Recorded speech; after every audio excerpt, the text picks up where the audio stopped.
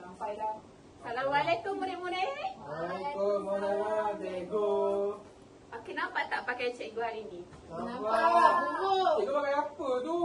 Okey, nanti cikgu akan bagi tahu kenapa cikgu pakai macam ni. Baiklah cikgu.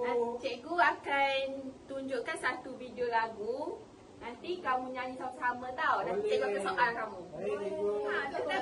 Nanti korang nyanyi je kat depan. Lepas nyanyi tu. Kita orang karaoke lah. Lepas nyanyi.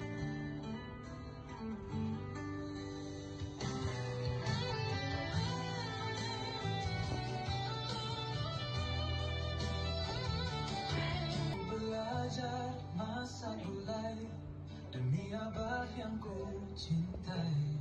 Walau suka aku gagali kerana kasih masih Jaga jadi contoh sepanjang masa.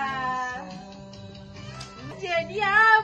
Tapi pahami aku anak yang ingin.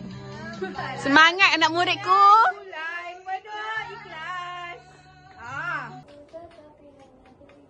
Okey, murid-murid. Berdasarkan lagu yang cikgu tunjukkan tadi, apa yang kamu rasa kita akan belajar hari ini? Topik apa? Pewatakan cikgu. Betul. Dia saya bagi gula-gula ya. Mana? Okey, watak-watakan dari cerpen apa? Gulai 9 untuk abang. Pandai. Okey. Yeah. Dalam cerpen Gulai 9 untuk Abah ni ada berapa watak?